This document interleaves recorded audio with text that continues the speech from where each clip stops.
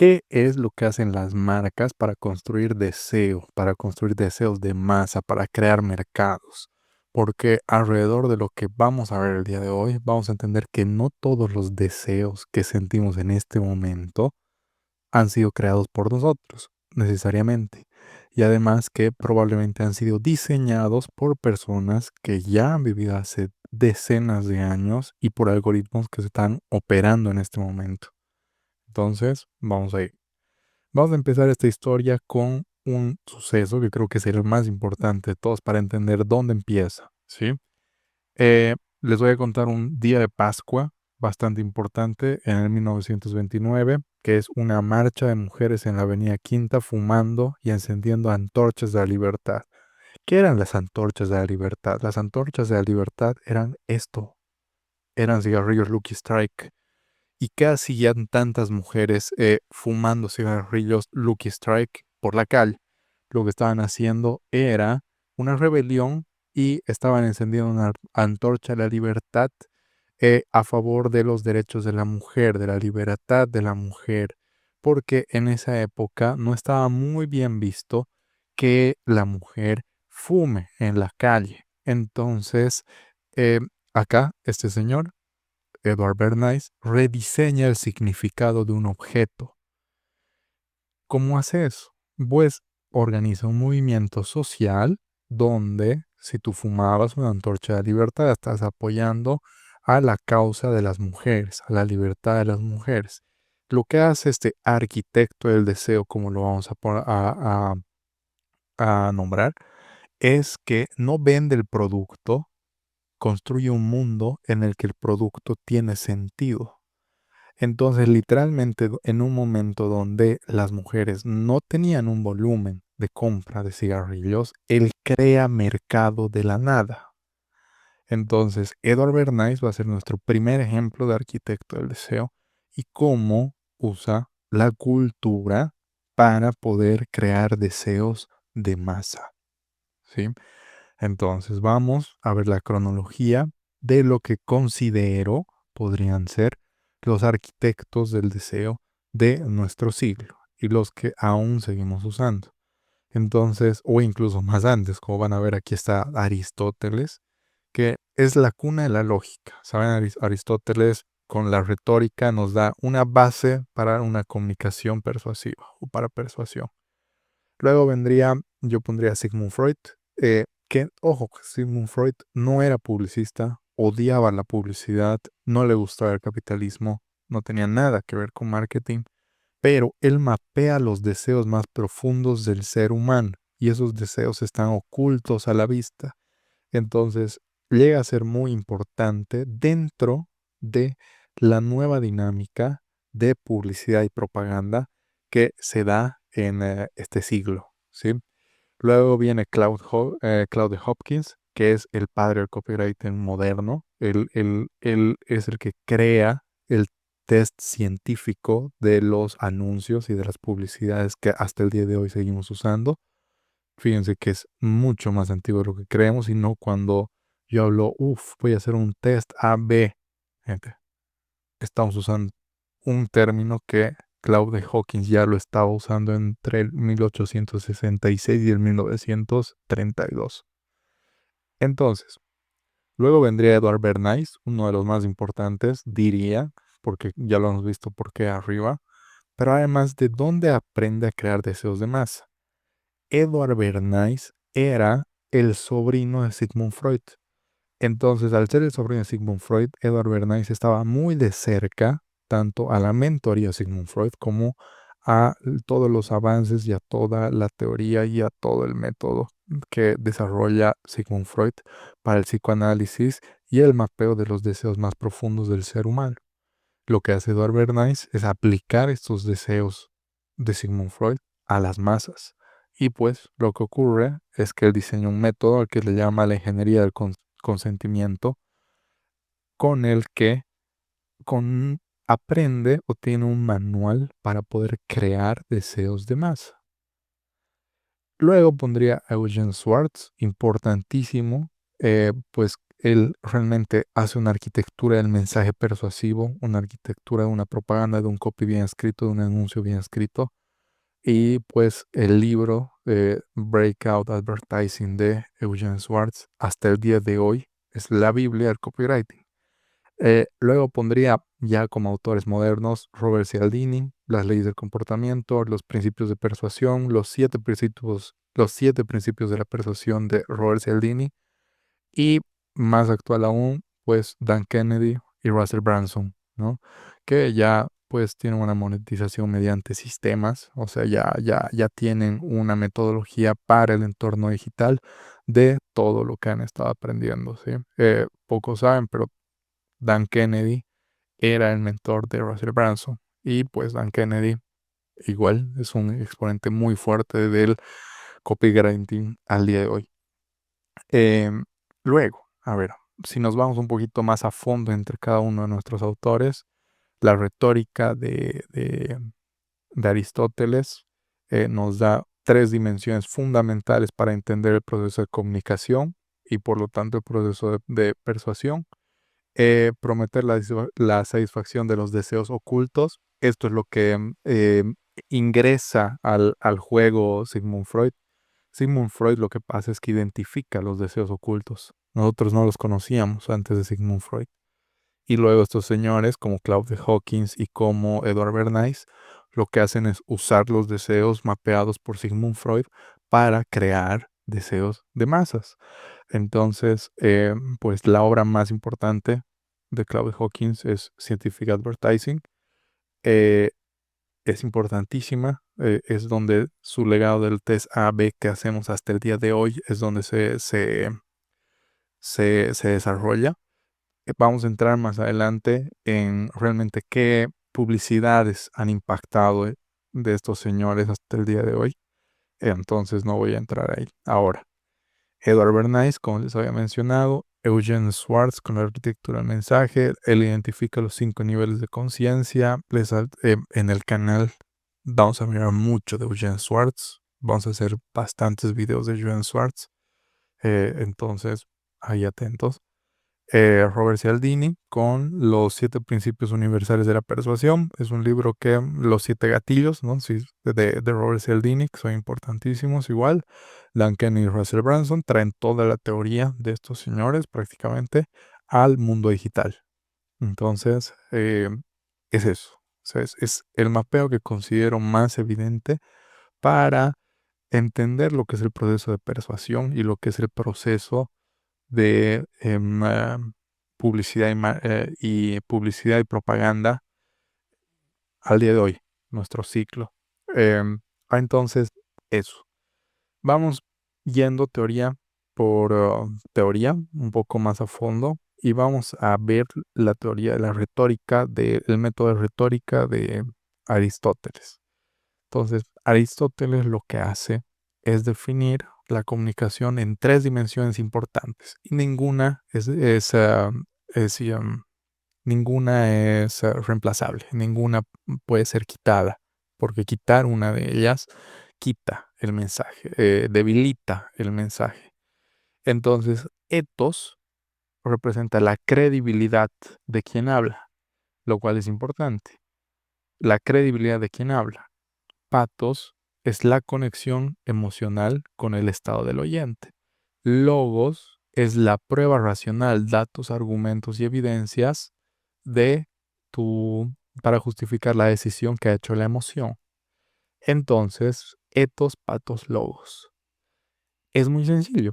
Ahora, Aristóteles en su momento también define que una, una audiencia muy buena, una audiencia que tiene mucha credibilidad con el orador, es muy poderoso porque el orador podría no tener necesariamente la conexión emocional o las pruebas y los argumentos y evidencias más profundos o elaborados, pero una audiencia que tiene una credibilidad y que confía en el orador, pues tiende a escuchar de igual manera el mensaje. Y no les va a parecer algo extraño que tenemos muchas personas, ejemplos que pues tú los ves y dices, no tienen la mejor oratoria que conocemos, pero las masas lo siguen, pero su mensaje se escucha. Todo tipo de líderes políticos, líderes religiosos que tú los escuchas y no son exactamente el mejor ejemplo de oradores, pero tienen credibilidad y tienen confianza de su audiencia, lo cual es bastante importante. Entonces, esto se aplica literalmente en el copywriting y en lo que hacemos hoy para vender. Por eso, pues la producción de contenido, todo el mundo te dice, haz contenido, haz contenido, haz contenido. Porque cuando tú haces contenido, estás generando etos, estás generando credibilidad, luego puedes generar una conexión emocional y luego evidencia, solo para justificar la conexión emocional. Entonces, pues el método de Aristóteles hasta el día de hoy funciona como pilares bastante amplios, porque luego vamos a ver cómo se va refinando eso, pero que hasta el día de hoy son útiles, ¿sí? Em, ¿Y qué es la persuasión en realidad a este punto? La persuasión es la preparación cuidadosa, encuadre adecuado, presentación de pruebas y sintonía emocional con el público. Es el mecanismo en el cual la verdad se hace conocida. Ahora, la persuasión es el principio que sostiene muchas prácticas centrales del día de hoy, si no son todas, como el sistema jurídico, la terapia, la propia economía de mercado. ¿Y por qué digo todas? Porque el orden social que hoy conocemos se sostiene en la confianza, en que tú creas que es verdad.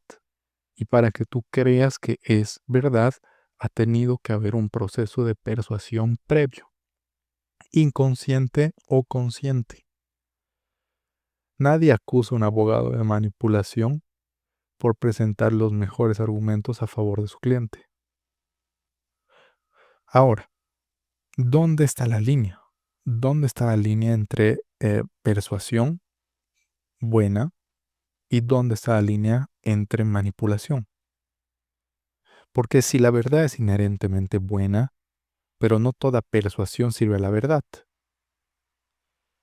Entonces, antes de responder esta pregunta de dónde está la línea, vamos a dejar algo muy claro.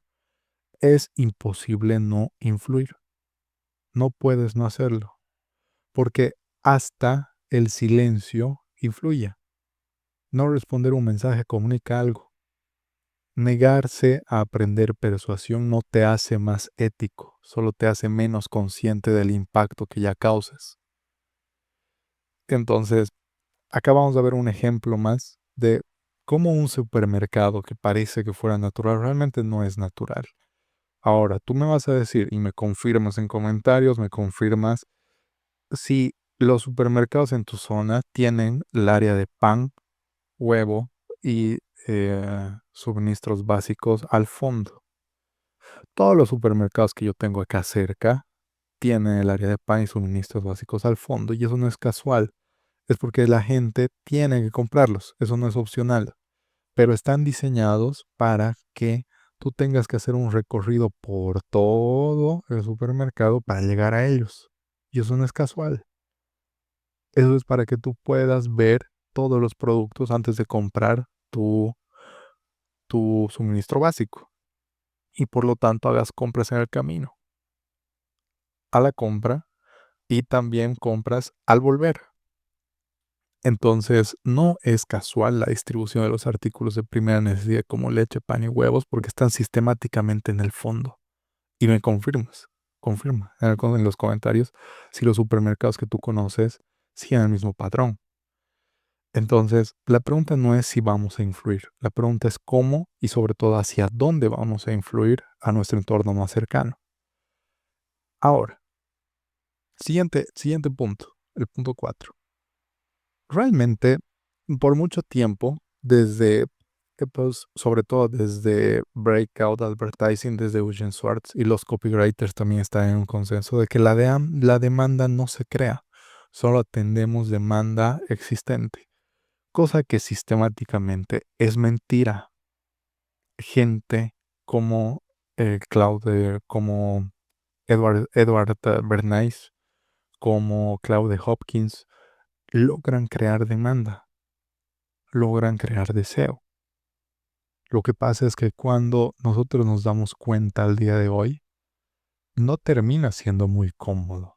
La primera vez que tú te das cuenta y escuchas lo que ahora vas a ver, te sientes un poco literalmente manipulado. Eh, a ver, entonces, el ejemplo del desodorante y el sudor. Antes del siglo XX, el sudor era considerado un problema social, no era considerado un problema social grave para la mayoría de las personas, pero fue una publicidad que construyó Claude Hopkins que lo que hace es crear como motivo de exclusión social el sudor, lo vuelve algo inaceptable, construye una norma que vuelve inaceptable el oler a sudor.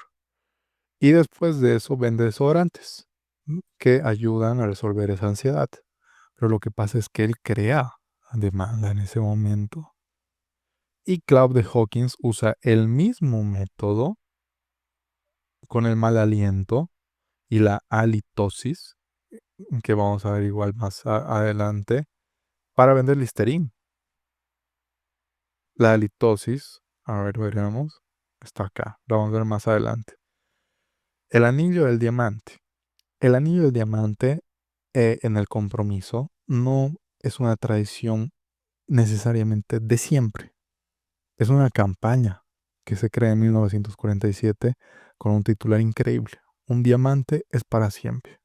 Y esto reescribió un ritual. Esto reescribió que si tú no dabas un diamante porque el diamante es para siempre, tu amor no va a ser para siempre.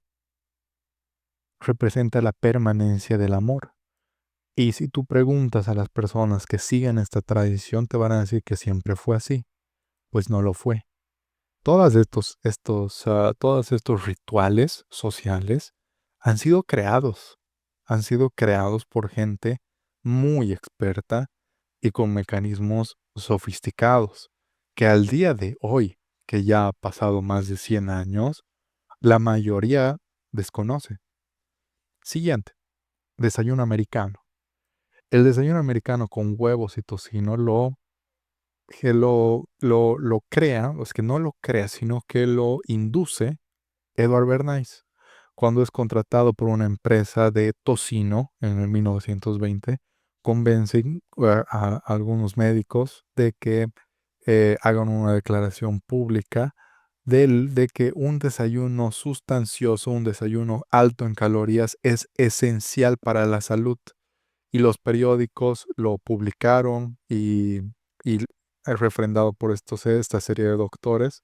Y ahí pues él crea esta idea de que el desayuno sustancioso es esencial para la salud, cosa que ahora está totalmente desmentido. Pero no me van a dejar mentir que probablemente nuestros papás, nuestros abuelos creían fervientemente que tú tienes que desayunar bien para ser sano. Entonces, es un proceso sistémico que nos vamos a dar cuenta que ellos tienen una serie de pasos para poder crear necesidad, para poder crear deseo, para poder crear demanda. Y más diestramente hay otros escritores publicitarios o copywriters que saben agarrarse de esas demandas o deseos creados.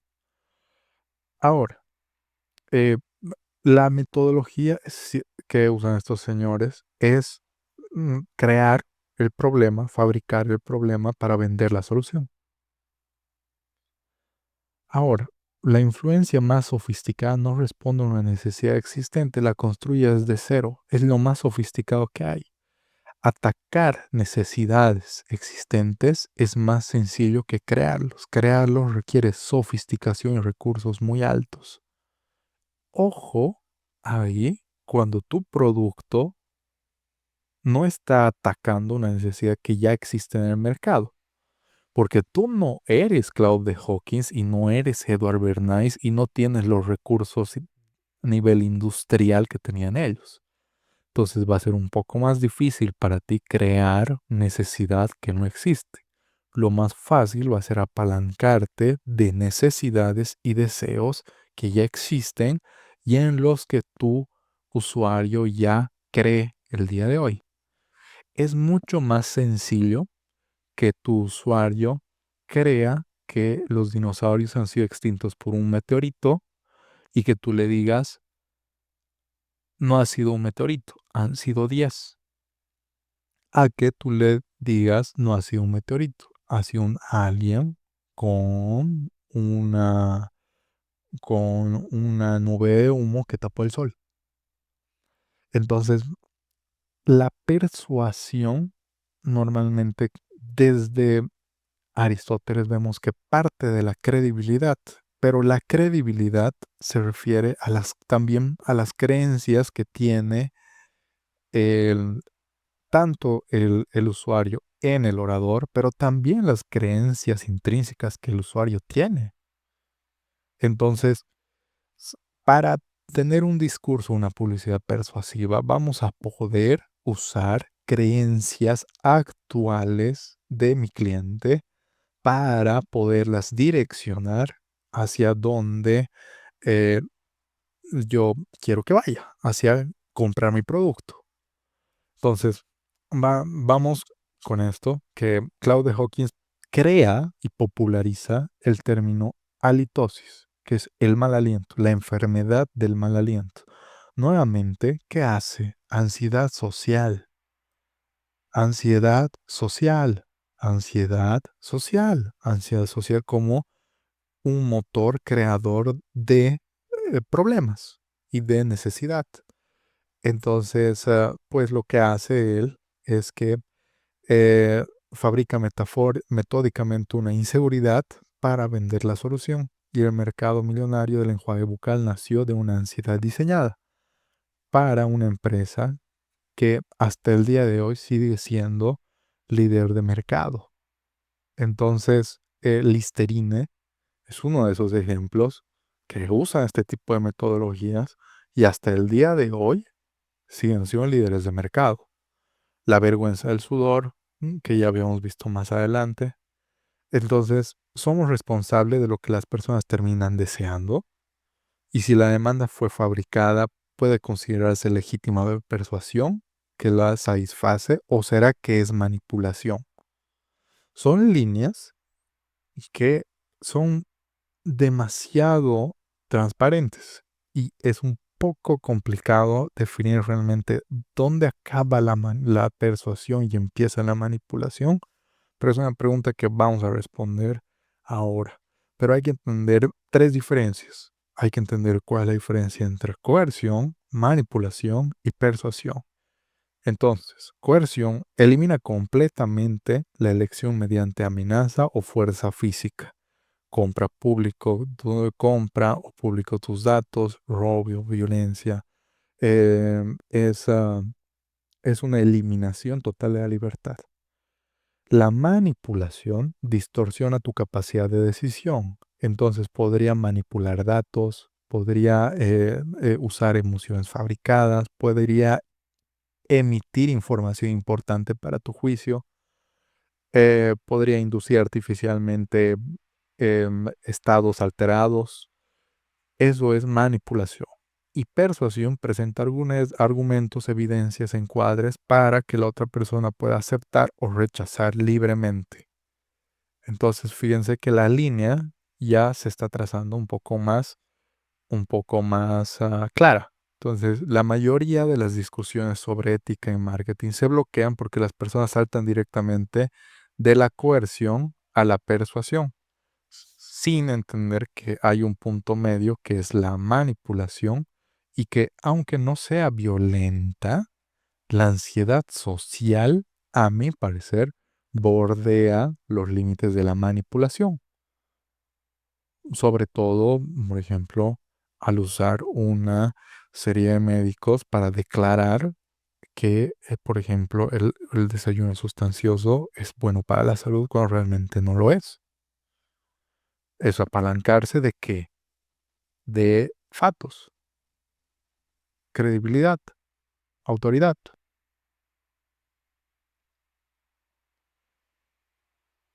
Entonces, los algoritmos tienen un problema al día de hoy. Estas son netamente acciones conscientes. Todas estas acciones han sido conscientes. Todas estas personas han sido conscientes de lo que estaban haciendo. Pero, pues, en este siglo o en esta época existe también la manipulación inconsciente, que es nuestra manipulación contemporánea, la manipulación inconsciente. Por ejemplo, el autoplay de Netflix que explota el efecto por defecto. Parece un trabalenguas, pero es que la tendencia humana a aceptar la opción estándar en vez de tomar una decisión activa. ¿Por qué? Porque el cerebro por defecto quiere ahorrar pensamiento, ahorrar decisiones, ahorrar energía. Entonces, siempre que tú le das una opción por defecto, la va a tomar. Va a, va a preferir una opción por defecto porque le está ahorrando energía. Ese es un sesgo psicológico que, por ejemplo, Netflix y las plataformas de streaming y redes sociales lo usan y funciona muy bien. Luego, el sistema de recomendación que lo usan todos los marketplaces, que es que, por ejemplo, eh, te hacen creer que ellos saben lo que tú quieres. Entonces, como ellos te muestran solo lo que tú quieres, maximizan la probabilidad de que lo sigas viendo. Y además, cómo ellos saben lo que tú quieres, porque las miniaturas están optimizadas con el test AB para maximizar clic. ¿Cuál test AB? El test AB que se ha creado exactamente el 1000, se ha creado entre el 1866 y 1932. Ese es el test AB del que estamos hablando. Entonces, eh, para cerrar, nuestra conclusión es: después de 2400 años de historia, desde Aristóteles a los algoritmos, la antorcha de libertad de Edward Bernays, al autoplay de Netflix, al scroll de Facebook y TikTok, llegamos a un criterio filosófico que resiste en el tiempo, que es la persuasión. Pero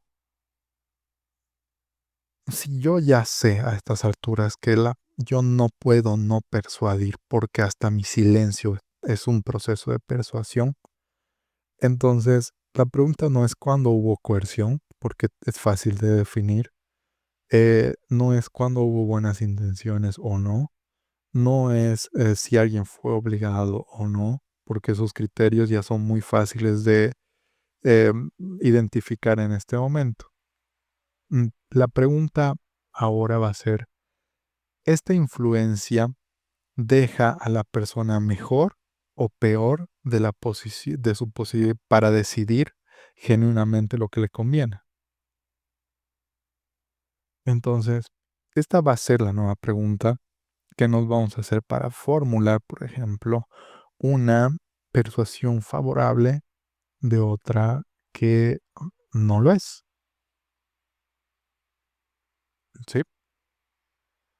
Un punto más para poder dividir lo que es persuasión de manipulación es este, que es: si tú puedes revelar el mecanismo que has usado en ese momento, en esa comunicación, es persuasión. Si tú no puedes revelar ese mecanismo, es manipulación. Es una manera muy simple de saber cuándo es manipulación y cuándo es coerción. Ahora, por ejemplo, yo pregunto: ¿será que realmente Facebook puede decirnos que usa algoritmos diseñados para apuestas para maximizar nuestro tiempo de tela y que no le importa realmente la calidad de contenido que estamos mirando? Em, Puede decirlo y yo sé que va a impactar en sus resultados, pero es un poco complicado saber si realmente eso va a solucionar em, este tipo de manipulación. Yo le voy a decir manipulación porque realmente no nos está dando todos los datos que yo necesito para decidir lo que genuinamente me conviene. porque Facebook no me está avisando al entrar todo lo que él está haciendo y no me da esa información. Yo tuve que averiguarla por mi cuenta. Entonces no pasa esta prueba. Eh, pero volviendo al tema, yo igual soy un poco escéptico con que incluso avisando el mecanismo que usan las redes sociales para retener nuestra atención, algo pueda cambiar mucho, porque las cajetillas de cigarros, por ejemplo, tienen el mensaje de que son dañinos y que dañan la salud y que producen cáncer. Y eso no reduce necesariamente el consumo de tabaco. Bueno, para terminar, te dejo las referencias que te podrían servir. Son los libros que realmente pueden cambiar la manera en la que escribes publicidad, que es pues entender la retórica de Aristóteles, leer un poco pues, la interpretación del inconsciente de Sigmund Freud, puede ser Introducción al psicoanálisis.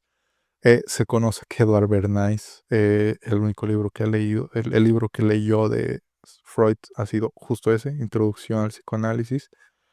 De Claude Hawkins, Scientific Advertising, igual, un, un libro de 1923 que se sigue aplicando hasta el día de hoy, no ha cambiado nada.